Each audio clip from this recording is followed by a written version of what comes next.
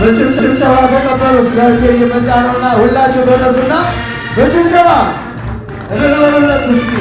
የሀገራችን ጀግና የምናከብረው የምንወደው ጀግና የኢትዮጵያ ልጅ ሁልጊዜ በቃሉ የሚገኝ ወርቅ ኢትዮጵያዊ ነው። እናከብረዋለን፣ እንወደዋለን። አጨብጭቡ እስኪ፣ ሞታሉ እስኪ፣ እንበሉ እስኪ። ሴቶቻችን በለመኑነት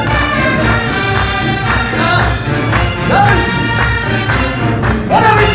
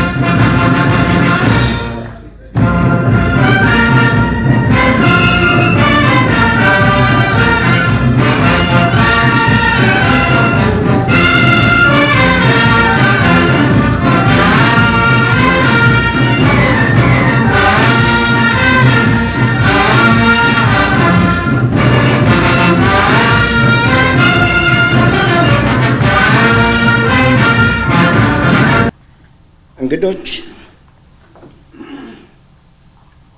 ይህን የዛሬውን ሻለቃ ዳዊት ወልደ ጊዮርጊስን ለማመስገን የተዘጋጀውን መርሃ ግብር ለመምራት ስለታደልኩ እጅግ በጣም ተደስቻለሁ። ለረጅም ጊዜ ስጠብቀው የኖርኩት ጉዳይ ነውና ነው። ደስ የሚለኝ ዳዊትና ሌሎች ወገኖቻችን ለሀገራቸውና ለሕዝባቸው የላቀ አስተዋጽኦ ያበረከቱትን ሁሉ ከማለፋቸው በፊት በሕይወት እያሉ እናክብር የሚለውን ጥሪ ተግባራዊ ማድረግ በመጀመራችን ነው።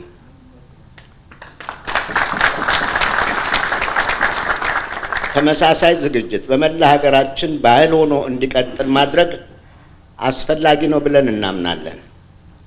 ሰው በሕይወት እያለ ሲመሰገንና ሲከበር እርሱንም ቤተሰቡንም በተለይ ልጆቹን ከማስደሰቱም በላይ የእርሱን ፈለግ ተከትለው እንዲያድጉ በከፍተኛ ደረጃ ያበረታታል። ግን ካለፈ በኋላ ለማን፣ እንዴት፣ ምን ጠቀሜታ ይኖረዋል? መልሱ አንድና አንድ ብቻ ነው። እስከ ዛሬ ታሪካዊ የሆኑ ከፍተኛ አስተዋጽኦ ያበረከቱ ሆኖም ቀድመን ሳናመሰግናቸው ያለፉ ብዙ ዜጎች መኖራቸው ሲያስቆጨን፣ ወደፊት ግን ማስቀረት ይኖርብናል ብለን ተነስተናል። ይህ አሰራር ቀደም ሲል እንዳልኩት ባህላችን ይሁን። በመፈክር መልክ አንዴ አብረን እንበለው እንደ እንግዶቻችን ፈቃዳችሁ ከሆነ ተቀበሉኝ። ለኢትዮጵያ ሀገራቸውና ሕዝባቸው እድገት የላቀ አስተዋጽኦ ያበረከቱ ወገኖቻችን ከማለፋቸው በፊት በሕይወት እያሉ ማመስገንና ክብር መስጠት ባህላችን ይሁን። የዛሬው ሻለቃ ዳዊት ወልደ ጊዮርጊስ ወልደ ዮሐንስን ለማመስገንና ክብር ለመስጠት የተዘጋጀው ልዩ መድረክ በዚህ መንፈስ የተዘጋጀና ሌላ ዓላማ እንደሌለው እየገለጽኩ ስለመጣችሁ ከልብ አመሰግናለሁ። ወደ ፕሮግራሞቻችን እንግባ። በቅድሚያ ስለ ዝግጅቱ ዓላማ ከመስተንግዶ ኮሚቴ አቶ ኃይለ ገብርኤል አስረስን ወደ መድረኩ ጋብዛለሁ። አቶ ኃይሌ። አመሰግናለሁ። ክቡር ሻለቃ ዳዊት ወልደ ጊዮርጊስ፣ የተከበራችሁ እንግዶች፣ ለዚህ ዕለትና ሰዓት በሰላምና በጤና ጠብቆ ለዚህ ያደረሰን አምላክ ይመስገን። ክቡራትና ክቡራን፣ እንደ እውነቱ ከሆነ ይህ ፕሮግራም ከፍ ሲል እንደ አፍሪካዊ በአህጉር ደረጃ፣ ዝቅ ሲል እንደ ኢትዮጵያዊ በብሔራዊ ደረጃ ሊከበር የሚገባው ዝግጅት በሆነ ነበር። የዕለቱ የክብር እንግዳችን የሕይወት ዘመኑን ዓለማችንን የጠቀመ አህጉራችን አፍሪካን በብዙ ያገዘ እናት ሀገር ኢትዮጵያን ያገለገለ ሕይወቱን አስይዞ ደሙን ያፈሰሰላት ወታደር እና ባለብዙ ፈርጅ ባለሙያ፣ ዲፕሎማት፣ ምሁርና ከባድ ሚዛን ያለው የፖለቲካ ሰው ነው። ታላቁ ደራሲ ማሪያ ፑዞ በአንድ ድርሰቱ እንዳስቀመጠው ታላላቅ ሰዎች ከመላእክት ጋር ራሳቸውን የሚያቆራኙት ትልልቅ መስዋዕትነት በመክፈል ነው። ርካሽ ሰዎች ደግሞ ለትንሽ እርካታ ሲሉ በገሃነመ እሳት መቃጠላቸውን እያወቁ ወደዛ ያመራሉ ይላል። ይህ ጥቅስ ብዙ ቁም ነገሮችን በአጭር የሚገልጽ የጠቢብ ሐሳብ ነው። በሀገራችን ታሪክ ውስጥ ብዙዎች መጥተው ሄደዋል። ዛሬም አሉ፣ ነገም ይኖራሉ። በታሪክ ሂደት ውስጥ ምን አሻራ አኖሩ? ሌጋሲያቸውና ስራ ተግባራቸው ትውልድ የሚማርበት ወይስ የሚያፍርበት የሚለውን ቀሪው ትውልድና ታሪክ የሚመዝነው ሀቅ ነው። ታላላቅ ሰዎች ስለ እውነት፣ ስለ ሀቅ፣ ስለ ሕዝብ ጥቅምና መብት ሲሉ ስልጣናቸውን፣ ምቾትና ሕይወታቸውን ይሰጣሉ። ከግል ፍላጎታቸው ይልቅ ብዙሃንን ያስቀድማሉ። በዚህ ጎዳና ከተጓዙት ታሪክ በወርቅ ሚዛን ለክቶ ከፍ ከሚያደርጋቸው ከዋክብቶቻችን አንዱ ዛሬ ልናመሰግነው በመካከላችን የተገኘው ታላቁ ኢትዮጵያዊ ክቡር ሻለቃ ዳዊት ወልደ ጊዮርጊስ ነው።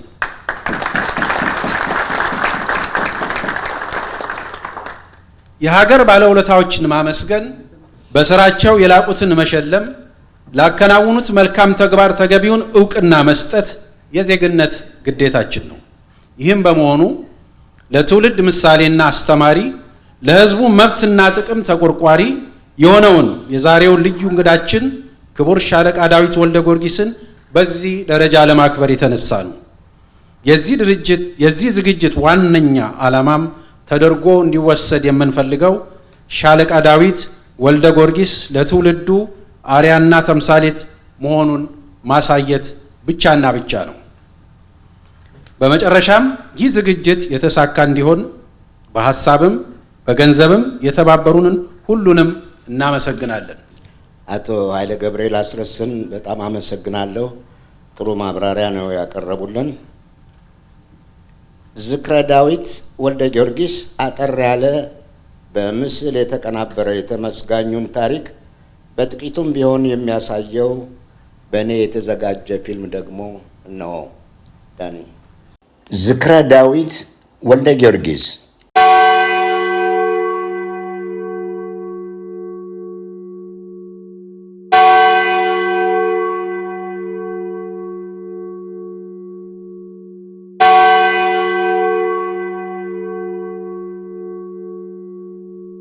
ከኢትዮጵያ ወጥቼ 13 አፍሪካ ሀገሮች ጦርነት ያለባቸው ሀገሮች 25 ዓመት ሰርቻለሁ።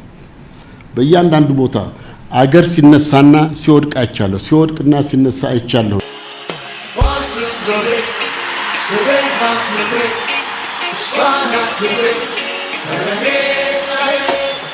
ታሪካዊቷ ኢትዮጵያ ቁጥራቸው እጅግ ብዙ የሆነ ባለሙያዎችን አፍርታለች። በሀገር ውስጥና በውጭ በተለያዩ መስኮች ዕውቀት የገበዩ ልጆቿ ዛሬም እንደ ትላንቱ ሁሉ ወገኖቻቸውን በመርዳት ላይ ይገኛሉ። ለውድ ሀገራቸውና ሕዝባቸው እድገት የላቀ አስተዋጽኦ ላበረከቱ ድንቅ ልጆች በሕይወት እያሉ የሚገባቸውን ክብርና ምስጋና መስጠት ደግሞ ኢትዮጵያዊ ባህላችን ሊሆን ይገባል። በዚህም መሰረት ነው ዛሬ ሻለቃ ዳዊት ወልደ ጊዮርጊስን የምናቀርበው። ይህንኑ ዓላማውን ዳዊትን ማስተዋወቅና ማመስገን ላይ ብቻ ያተኮረ አጠር ያለ የቪዲዮ ቅንብር እንድትከታተሉ በታላቅ አክብሮት እንጋብዛለን።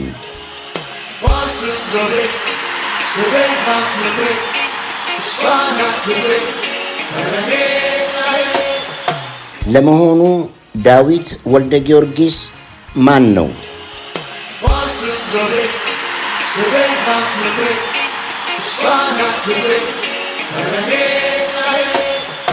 ዳዊት የአንጋፋው ጋዜጠኛ የሊቁ የብላታ ወልደ ጊዮርጊስ ወልደ ዮሐንስና የወይዘሮ ዋካ ድንቄ ልጅ ነው። የበርካታ መጽሐፍት ደራሲው ብላታ ወልደ ጊዮርጊስ ወልደ ዮሐንስ የሀገር ፍቅር ማህበር መስራችና ለ40 ዓመታት የአዲስ ዘመን ጋዜጣ ዋና አዘጋጅ ነበሩ። ብሩህ አእምሮ የታደለው ወጣቱ ልጃቸው ዳዊት ወልደ ጊዮርጊስም የመንፈሳዊና ኋላም ዘመናዊ ትምህርት ተከታትሏል። በቅድሚያ በጊዜው በስርዓተ ትምህርት አያያዙ ምስጉን በነበረው የተፈሪ መኮንን ትምህርት ቤት ገብቶ የሁለተኛ ደረጃ ትምህርቱን አጠናቋል። ከቀዳማዊ ኃይለ ሥላሴ ዩኒቨርሲቲ ደግሞ የሕግ ዲግሪ ያለው። ወደ ውጭ ሀገር ተልኮም በዩናይትድ ስቴትስ ኒውዮርክ ኮሎምቢያ ዩኒቨርሲቲ የሕግ ትምህርቱን ቀጥሎበት በማስተርስ ዲግሪ ተመርቋል።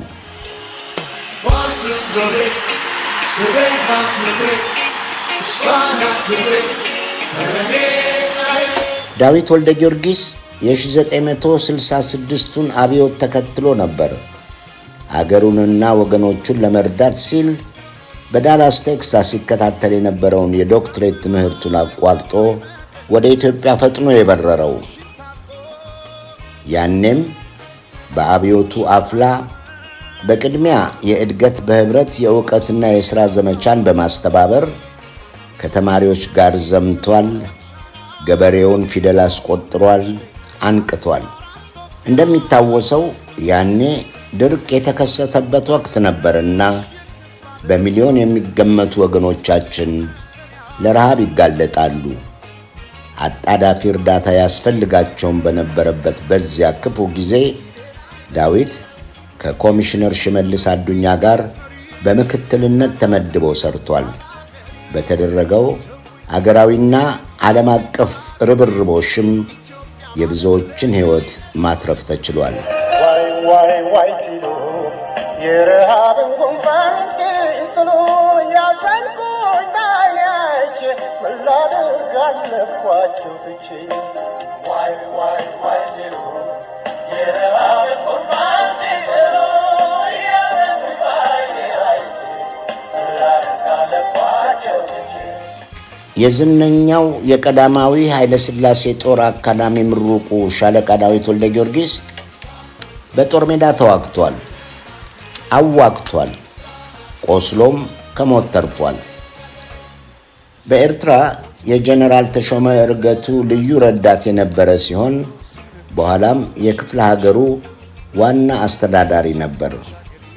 በዋና አስተዳዳሪነቱ ወቅት የሰጠውን ብልህ አመራር ዛሬም ድረስ የሚያነሱ ሁሉ እንደሚመሰክሩለት ሻዕቢያ በወቅቱ ወጣቱን እየመለመለ ወደ በረሃ በገፍ መውሰድ ያልቻለበት ጊዜ ብቻ ሳይሆን ወደ ውጊያ የገቡትም ወደ የቤታቸው መመለስ የጀመሩበት ነበር።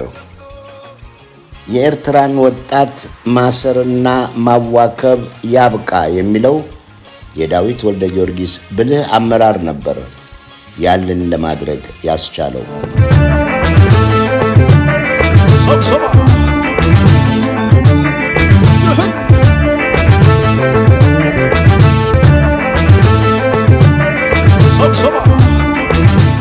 ሻለቃ ዳዊት ወልደ ጊዮርጊስ ወታደራዊ ትምህርቱን በመቀጠል በተለያዩ የዩናይትድ ስቴትስ ከተሞች በሚገኙ ስመጥር አካዳሚዎች ገብቶ በብቃት ሰልጥኗል። ከነዚህም ፎርት ቤኒንግ ጆርጂያ እና ፎርት ኖክስ ኬንተኪ ይጠቀሳሉ።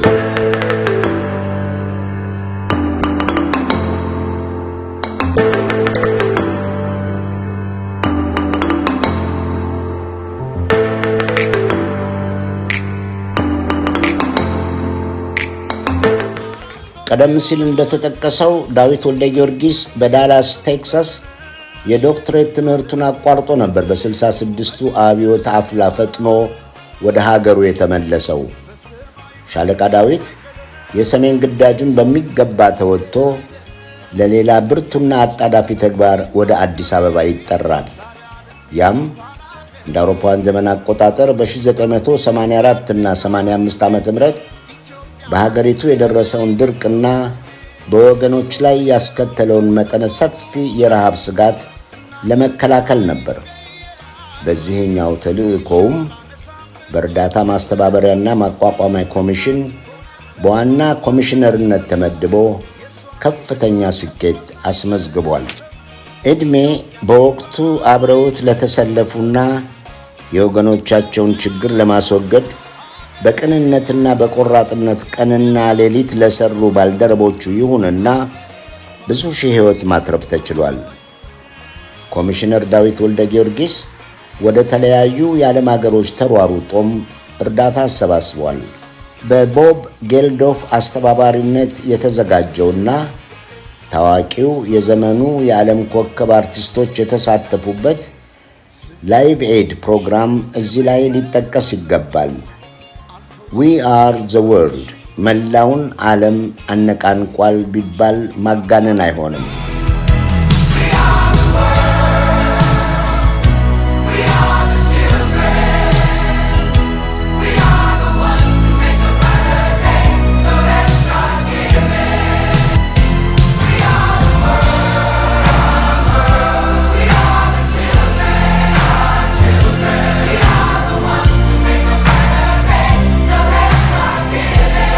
ከሁለተኛው የዓለም ጦርነት በኋላ ትልቁ ነው የተባለውን ያን የ1984-85 የድርቅ አደጋ ለመከላከል የተካሄደውን ኦፕሬሽን የመራው ዋና ኮሚሽነር ዳዊት ወልደ ጊዮርጊስ ነው።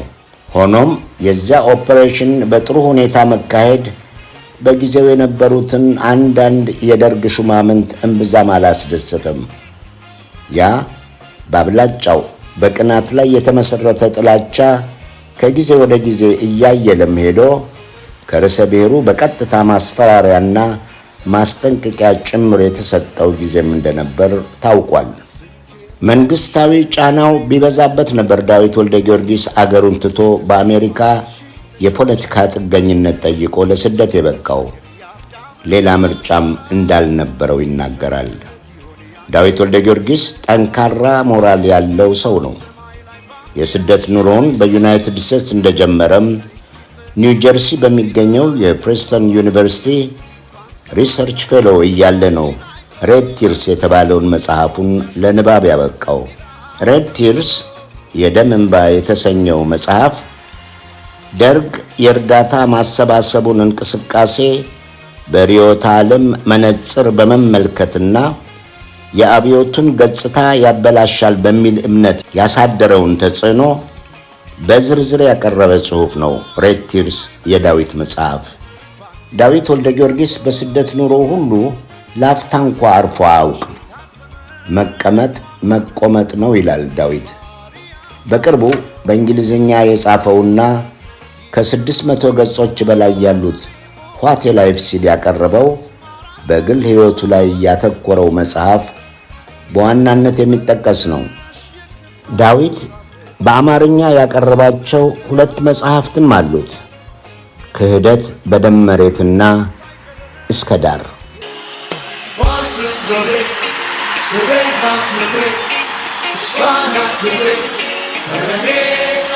ኮሚሽነር ዳዊት ወልደ ጊዮርጊስ እንደ አውሮፓውያን ዘመን አቆጣጠር የ1984 እና 85ቱን በኢትዮጵያ የደረሰ የተፈጥሮ አደጋ ለመቋቋም የሰጠው ብልህ አመራርና የማስተባበር ችሎታ በብዙ የውጭ ሀገር መጻሕፍትና ልዩ ልዩ የጥናት ጽሑፎች በስፋት ተገልጿል። ለምሳሌ በወቅቱ የተባበሩት መንግስታት የኢትዮጵያን የእርዳታ ኦፐሬሽን ይመሩ የነበሩት ከርት ጃንሰን ባጭሩ እንዲህ ሲሉ ይገልጻሉ። የዳዊት አመራር ባይኖር ኖሮ በረሃብ ሊያልቁ የሚችሉትን የሚሊዮኖች ሕይወት ማትረፍ አይቻልም ነበር። Myself, my generation grew up with intense passion for the country and for the people of Ethiopia. It was extremely difficult to think otherwise. Ethiopia is in my heart, Ethiopia is in my mind. I lived the life with a full sense of Ethiopian history, with a full sense of the culture which I practice, religion that I practice. በዓለማችን በእርዳታ ስራቸው ስማቸው ደምቆ የሚነገርላቸው ማዘር ቴሬሳ ኋላ ሴንት ቴሬሳ ዳዊት ከኢትዮጵያ ከወጣ በኋላ በላኩት የእጅ ጽሑፋቸው ባጭሩ የሰጡት የምስክርነት ቃል ደግሞ ሌላው ነው። ማዘር ቴሬሳ እንዲህ ነበር ያሉት። ኢትዮጵያ ውስጥ ያ አስከፊ ድርቅና ረሃብ በተከሰተ እጅግ አስቸጋሪ ወቅት ዳዊትን አውቀዋለሁ። ለሕዝቡ ያለውን ከፍተኛ ፍቅርና ሩህሩህነትም አሳይቷል። ለመርዳት ሁልጊዜም ዝግጁ ነበር።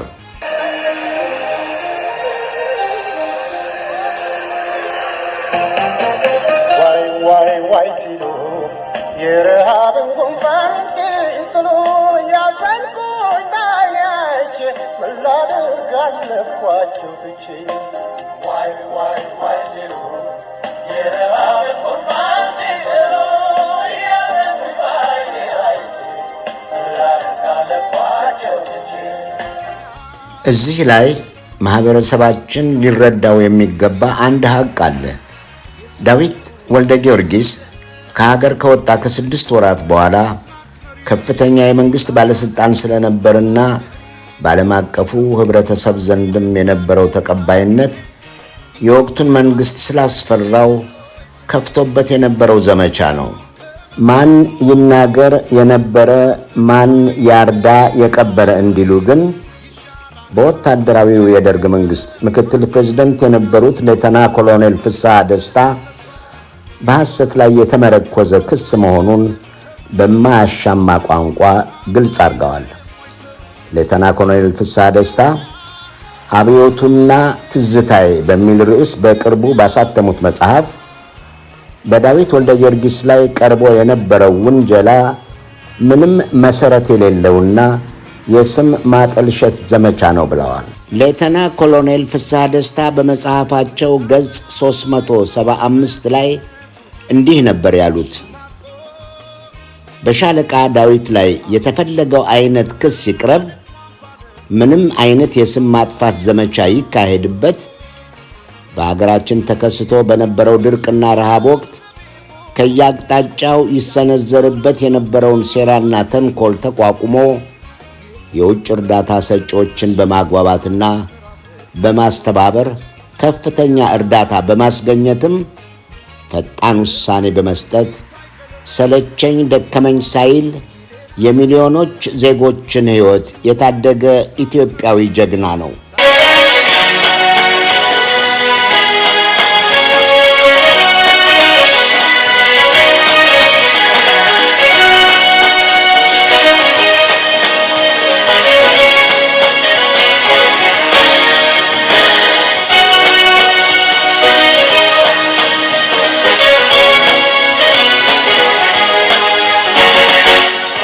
አሁን ሻለቃ ዳዊት ወልደ ጊዮርጊስ በተፈጥሮው ሩህሩህና ሰው አክባሪ ነው። አንደበተ ርቱዕ፣ ተናግሮ የማሳመን ችሎታው የላቀ አንቱ የተባለም ዲፕሎማት ነው። ከ3 ዓመታት በላይ በቆየበት በውጭ ጉዳይ ሚኒስቴር ቋሚ ተጠሪነት ኃላፊነት ወቅት ከብዙ ሀገራት መሪዎች ጋር እየተገናኘ ኢትዮጵያን በሚገባ አስተዋውቋል። በእርዳታ ማስተባበሪያና ማቋቋሚያ ኮሚሽንም ሆነ በውጭ ጉዳይ ሚኒስቴር አብረውት የሰሩ ባልደረቦቹ እንደሚመሰክሩለት ዳዊት ሰርቶ የሚያሰራ ታታሪና ብልህ መሪ ነው። በተባበሩት መንግስታት ድርጅት ውስጥ በአማካሪነት በቀጥታም የተለያዩ ኦፐሬሽኖችን በመምራት በአንጎላ፣ በናሚቢያ፣ በሩዋንዳ፣ በታንዛኒያ፣ በዩጋንዳ፣ በደቡብና ሰሜን ሱዳን፣ በላይቤሪያና በዲሞክራቲክ ሪፐብሊክ ኦፍ ኮንጎ አገልግሏል። I've been in most of African countries for the last 28 years. Yes. I've gone around. Despite the statistics, I see a majority of Africans getting poorer and poorer. በሩዋንዳው እልቂት ማግስት የተባበሩት መንግስታት ድርጅት የላከውን አጣዳፊ የእርዳታ ሰጪና የነፍስ አድን ዘመቻ ፕሮግራም ለ2 ዓመታት የመራው ዳዊት ወልደ ጊዮርጊስ ነው። ዳዊት በተለያዩ የውጭ ሀገራት ዩኒቨርሲቲዎች ውስጥም በፕሪንስተን ኒው ጀርሲ ቪዚቲንግ ስኮላር፣ በኬፕ ታውን ዩኒቨርሲቲ የአፍሪካ ጥናት ማዕከል ኃላፊ፣ በዋሽንግተን ዲሲ ሲኒየር ፌሎ ዲፌንስ ፎር ዲሞክራሲ፣ በቦስተን ዩኒቨርሲቲ ቪዚቲንግ ስኮላር ኢትዮጵያ ሲባል ማን ዝም ይላል ሰምቶ? ዳዊት ሕይወቱ ሁሉ ሩጫ ነው። በናሚቢያ ያቋቋመው አፍሪካን ኢንስቲትዩት ፎር ስትራቴጂክ ኤንድ ሴኩሪቲ ስታዲስ ሌላው ነው። ይህ ድርጅት በአፍሪካ ውስጥ የተለያዩ የምርምር ሥራዎችን በመስራት ሴሚናሮችን ያካሂዳል፣ ስልጠናዎችን ይሰጣል። አህጉሪቱ የሚያጋጥማትን የስትራቴጂና ሴኩሪቲ ችግሮች የሚጠቁሙ ውይይቶችን የሚያዘጋጅ ጥናታዊ ጽሑፎችን የሚያቀርብ በዳዊት ወልደ ጊዮርጊስ የሚመራ ከ3 ዓመታት በፊት ያቋቋመው ድርጅት ነው።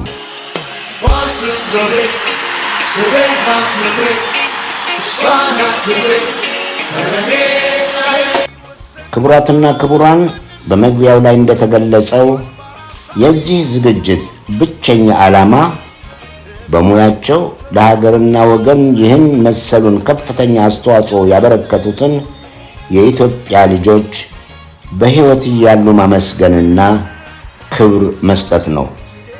ስለተከታተላችሁን እናመሰግናለን።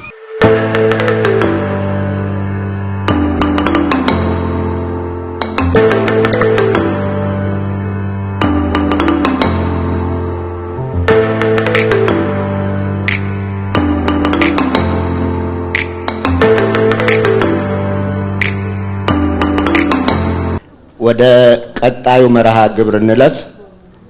ዶክተር ጌታቸው በጋሻውን አስቀድማለሁ። ዶክተር ጌታቸው በቺካጎ ሃርፐር ኮሌጅ የኢኮኖሚ ፕሮፌሰር ናቸው። ቀረብ ያለ የሥራ ጭምር ትውውቅ አላቸው ከሻለቃ ዳዊት ወልደ ጊዮርጊስ ጋር። ዶክተር ጌታቸው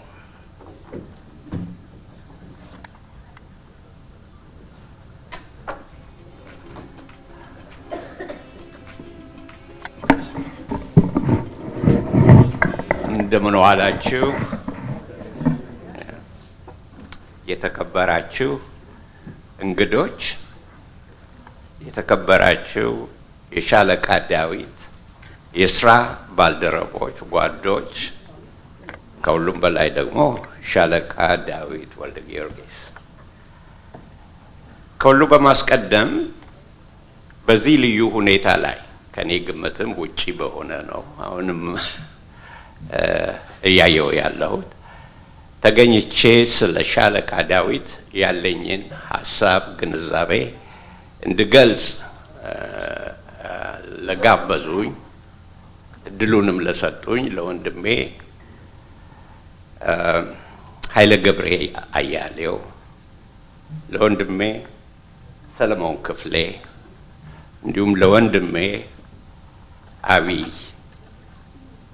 የመጨረሻ ስሙን ለመናገር አልፈልግም ምናልባት እና ከዛ ለወንድሜ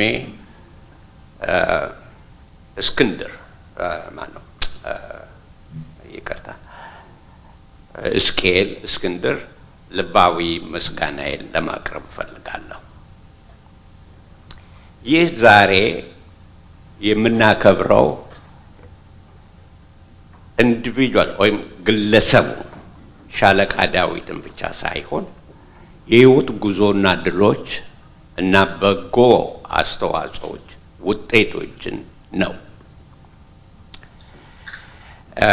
በዚህ ላይ ተገኝቶ ምስክርነትን ለመስጠትም እድሉን መሰጠቱ ትልቅ ነገር ነው። ብዙ ጊዜያችሁን ለማጥፋት አልፈልግም። አጠር ባለ መንገድ ስለ ሻለቃ ዳዊት በሁለት መንገድ እገልጻለሁ። አንደኛው ስለ ሻለቃ ዳዊት ነው። ሁለተኛው ደግሞ ሻለቃ ዳዊትን ነው። ስለ ሻለቃ ዳዊትና ሻለቃ ዳዊትን መግለጽ የተለያዩ ነገሮች ናቸው። ስለ ሻለቃ ዳዊት ከብዙ ሶርሶች ወይም ከብዙ ማገናዘቢያዎች ለማወቅ ይቻላል እና ስለ ሻለቃ ዳዊት በትኩረት የተገነዘብኩት ያወቅኩት በሁለት ዋና ነገር ነው።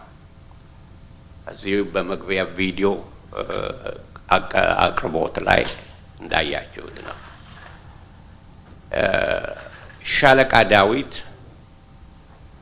በብዙ የስልጣን የኃላፊነት ቦታ ላይ ተመድበው በብዙ ማዕረግ ሰርተዋል። ብዙ ሰዎች ብዙ ማዕረግ ብዙ ሹመቶችን ያገኛሉ። የሚታወቁት፣ የሚታወሱት፣ የሚከበሩት በዛ በሚያገኙት ስልጣን፣ ሹመት እና ቦታ አይደለም። እነኛን የስልጣን እርከኖች አግኝተው በዛ ላይ እንደ ሰው ምን አደረጉ፣ ምን አትርፈው ሄዱ በሚሉት ነገሮች ነው እና ሻለቃ ዳዊትን ያወቅኳቸው በእነኚህ በሁለት ቁም ነገሮች የሚለው አንደኛው የኤርትሪያ ገዢ ሆነው በመስራታቸው ነው። በዛ ላይ ብዙ ሰዎች የኤርትሪያ ገዢ ወይም አስተዳዳሪዎች ሆነው አልፈዋል። ብዙም ትዝ የማይሉን አሉ። የሻለቃ ዳዊትን ግን ምን ልዩ ያደርገዋል ለሚባለው ይቅርታ፣ በዚያን ጊዜ አለመግደል ወይም አለማስገደል ወንጀል በነበረበት ጊዜ ሻለቃ ዳዊት የብዙ የኤርትሪያ ወጣቶች ሕይወት ለመትረፍ እንዲችል ያደረጉት አስተዋጽኦ ኤርትራኖች ዛሬ የሚረሱት አይመስለኝም። ለሻለቃ ዳዊት ብዙ ክብር አላቸው። ይህን ታዝቤያለሁ፣ ለመመስከር እችላለሁ። ሁለተኛው አድናቆቴም ደግሞ ስለ ሻለቃ ዳዊት በቪዲዮም ላይ ተገልጿል። ይህ 1984-85 በፈረንጆች የኢትዮጵያ ታላቁ ረሃብ ጊዜ ነው። በዚያን ጊዜ ስልጣን ላይ የነበሩ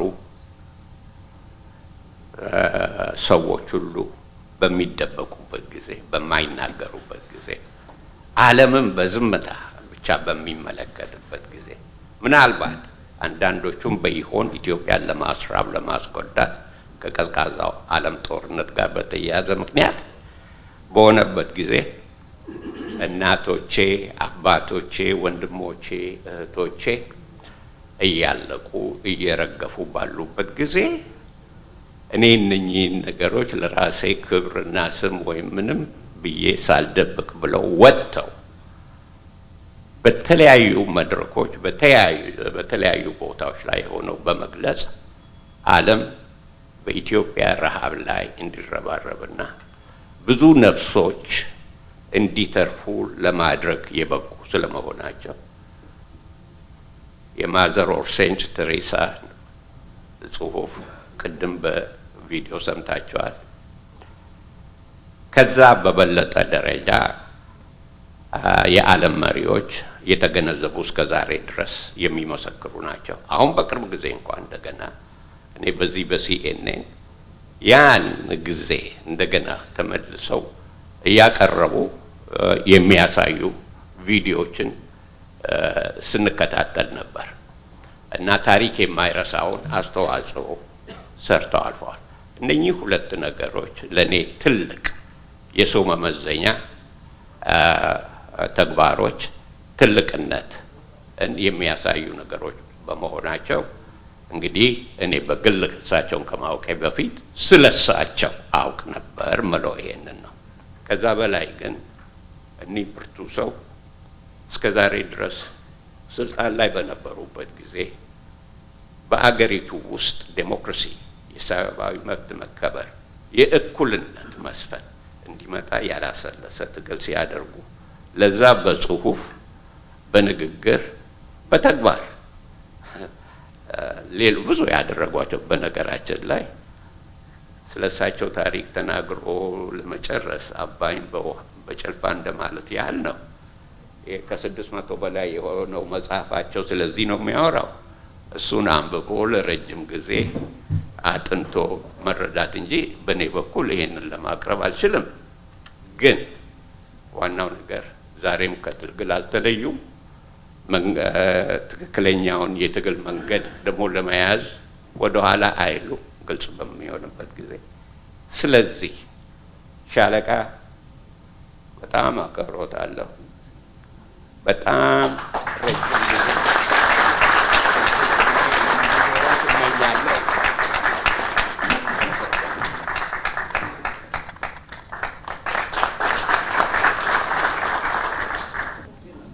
ዶክተር ልዑል አስፋወሰን አስራተ ካሳ ከሚኖሩበት የጀርመን ከተማ አጠር ያለ መልእክት አስተላልፈዋል። ዳዊትን የማውቀው ከረጅም ዓመታት በፊት ነው። በቅርቡ ከተገናኘን በኋላም አብረን እየሰራን እንገኛለን ይላሉ ልዑል አስፋወሰን አስራተ ካሳ። ናይስትልኝ እኔ አስፋወሰን አስራተ ካሳ እባላለሁ። እኔ ሻለቃ ዳዊትን የማውቀው ገና ልጅ ሆኜ ከልዑል አባቴ ጋር የወታደር መኮንን በነበረ ጊዜ አስመራ ከተማ ውስጥ ነው።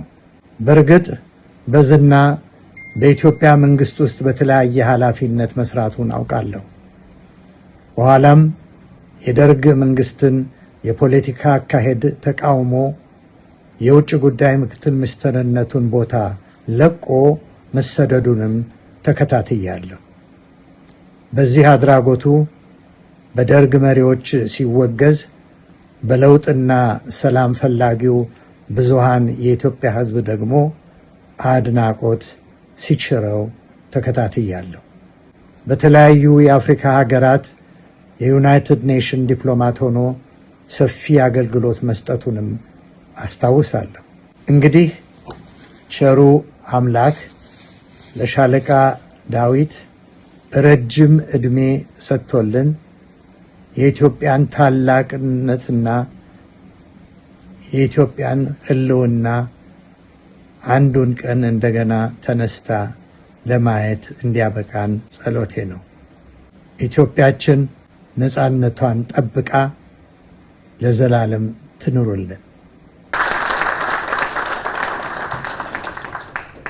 ጀርመንና እንግሊዝ ይቀራረባሉ መሰለኝ። ለእኛ ትንሽ ራቅ ቢሉም ወደ እንግሊዝ ሀገር ስንሻገር የቀድሞውን የኢትዮጵያ ሰራዊት መኮንን ሻለቃ ማሞ ለማን እናገኛለን። የሻለቃ ዳዊትን የውትድርና ሕይወት ይተርካሉ። እናድምጣቸው። ሰላም አለቃዬና አስተማሪ ሻለቃ ዳዊት ወልደ ጊዮርጊስ፣ እንኳን ለዚህ ለመመስገን ቀን አበቃ።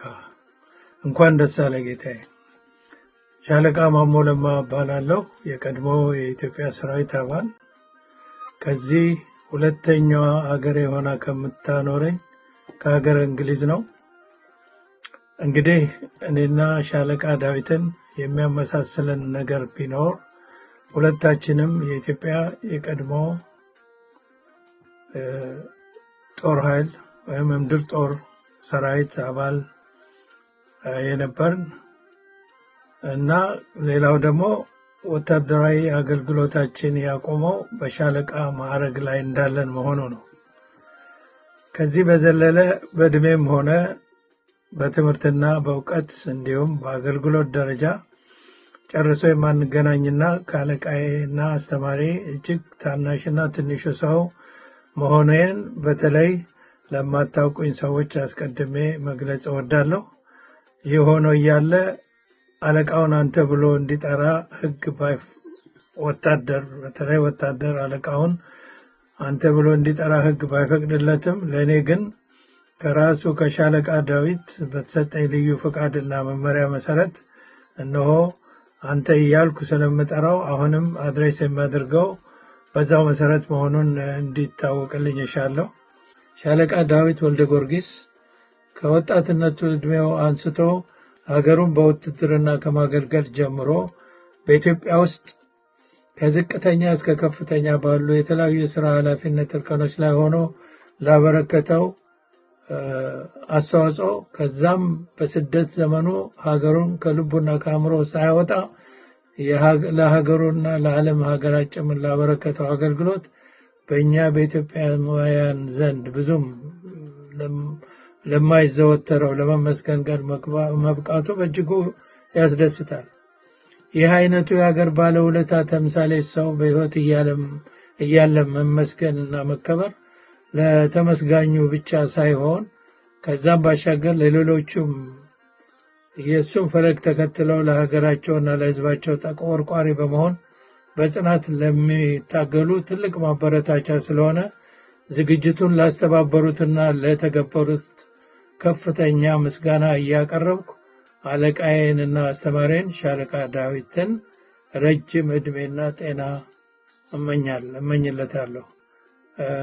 ሻለቃ ዳዊት ወልደ ጊዮርጊስ ለሀገር ኢትዮጵያና ለሕዝቧ ለሰጠኸው አገልግሎት እናመሰግናለን ጌታዬ።